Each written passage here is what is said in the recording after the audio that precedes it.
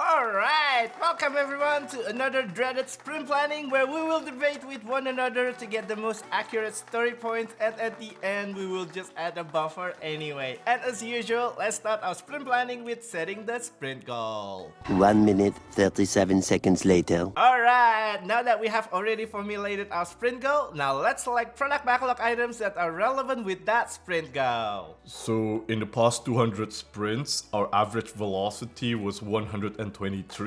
So now let's estimate these top PBIs so that we know how many PBIs we should take into the sprint. So looking at this first PBI, I think it's quite complex, and I think it takes a lot of effort to write the algorithm. I need to consider the big O notation, and I will also need to set up Kubernetes in our cloud infrastructure. So I would say this one we're looking at right now is around 70 points. Wait, what? 70 points? That's bonkers! Are you kidding me, Joe? You don't need to do all of that. It can't be that difficult. You're just gold plating, mate. Whoa. Relax, Fernando. Don't be too stressed out, mate. It's just story points. Come on, everybody knows that story points are just some random numbers that nobody understands. Even our managers don't even understand it. They map points to hours. So why would you care about accuracy anyway? So okay, from UX perspective, because I need to do lots of research, customer interview for this product backlog item. So I think just for UX only, this PBI is 54 points. Because you know, to do great design, you need to concentrate, to get a lot of inspiration. Okay, if story points is just some random number, can you add additional 30 points just for the QA work? 20 minutes later. I've got an idea. So why don't we just sum up all of the points that you have submitted and average it out? But then the points will be decimal. So I heard the tools that we currently use have an update where you can put in decimal story points. Problem solved, right? Wait, what? Decimal story point? That's illegal.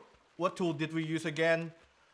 I think next month we should stop the subscription. 1 hour later. So folks, we still have not agreed on the story point for this one PBI. And we still have a lot more PBI to estimate. 2 hours later. Hello everyone! Hello! Why are you sleeping? Hello! We still have a lot more PBIs to estimate. Come on! The sprint planning is not over yet! Hello! 5 hours later. Look! Can't we just agree on how many story points for this one product backlog item? Many unbearable hours later. Before we end this sprint planning, don't forget to add buffer on the story point, just in case there's a bug from production. You know, you freaks always deliver somewhat done increment every sprint. And last time, when we forgot to add buffer, the management went bizarre during sprint review. You freaks remember that, right? Right? Look, I'm so tired. It's been a whole day just estimating the story points. Can we just continue the sprint planning tomorrow and call it a day? Folks, have you ever been into a dreaded sprint planning where the majority of the time is spent to get accurate story points, and the developers can't seem to agree on the story points they should assign on each product backlog item?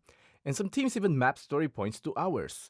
If you think about it, what's the point of doing so anyway? Why not just estimate in hours from the beginning so that you don't have to add additional effort mapping points to hours? So in today's video, I'm going to show you how you can make your sprint planning much shorter by skipping estimating in story points. In fact, any kind of estimating. Yes, I'm going to show you how you can make a forecast without estimating in any unit. Today, I'm going to show you another complementary practice that you can use with Scrum, and also show you how you can make a forecast during sprint planning using Monte Carlo simulation. I will demonstrate to you how to do this using a tool called Kanbanize. If your Scrum team is currently not using Kanbanize, you need to check whether your tools have Monte Carlo simulation functionality built in. So without further ado, let's do this. Monte Carlo simulation is a method to solve any problem having a probabilistic interpretation that relies on repeated random sampling to obtain numerical results. If that sounds too cryptic, folks, Don't worry, as I will not talk in depth about Monte Carlo and statistical modeling in today's video. In today's video, I will just get straight to the point and show you how to make a forecast using Monte Carlo simulation that is based on the Scrum team's historical performance. If you remember from my sprint planning with Kanban video, I mentioned that one of the inputs for sprint planning is the Scrum team's historical performance. In Kanbanize, currently there are two Monte Carlo simulations, Monte Carlo How Many and also Monte Carlo When. The Monte Carlo How Many uses the Scrum team's historical throughput data, while the Monte Carlo When uses the Scrum team's historical cycle time data. Throughput and cycle time are both Kanban metrics. I have already explained about throughput and cycle time on my Scrum with Kanban video. If you haven't watched that video, you can click the link up here to watch that video first, because I will not talk about throughput and cycle time again in this video. When using Monte Carlo simulation, you need to keep in mind that the longer the Scrum team has been working together, the more consistent they are in slicing the product backlog items in the past, and also the more consistent they are in optimizing flow, the more accurate the forecast generated by Monte Carlo simulation will be, because Monte Carlo simulation will use historical data to make a forecast about the future. As you have already watched in my sprint planning with Kanban video, the sprint planning consists of three parts. After the Scrum team has formulated the sprint goal in the first part of the sprint planning, the Scrum team will select an amount of product backlog items that are related to that sprint goal. In the second part of the sprint planning, the Scrum team can use Monte Carlo How Many simulation so they know how many product backlog items they can bring into the sprint. Now, I will show you how to do this inside Kanbanize. So let's say we are already in the Monte Carlo How Many screen inside Kanbanize. From there, we need to set the start and end date. We can say this is the start and end date of the sprint. After setting the start and end date, all we need to do is click this More button to trigger Kanbanize to run Monte Carlo simulation. And after that, all we need to do is wait until Kanbanize has run Monte Carlo simulation with 1 million trials. After Kanbanize has finished running 1 million trials, we can just hover the dashed line on this bell curve below, as you can see on my screen right now. If I want to know how many product backlog items the Scrum team can complete in one sprint with 85% probability, I will hover this 85% dashed line, and from here I can see the Scrum team most likely will be able to complete 66 product backlog items in one sprint. Now, as I have just said, because Monte Carlo uses the Scrum team's historical throughput and cycle time data, in your case the number of product backlog items will of course be different. I personally would use 85% probability and leave 15% error margin. I will not go higher than 85%, as that would just be shooting myself on the foot. So there you go, folks. As you have just seen, with Monte Carlo simulation, you can make a forecast without having to estimate the product backlog items in any unit, either in story points or even hours. In fact, you no longer need to do any more capacity planning.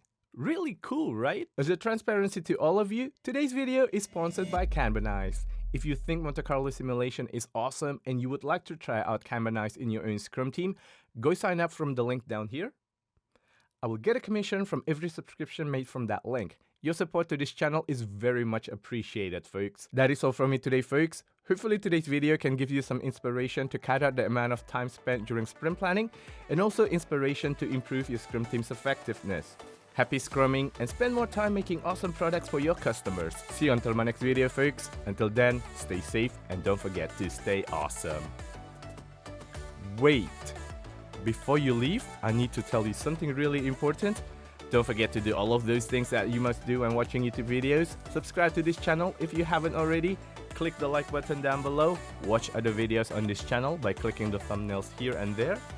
Alright, now we're really setting apart. Bye, folks.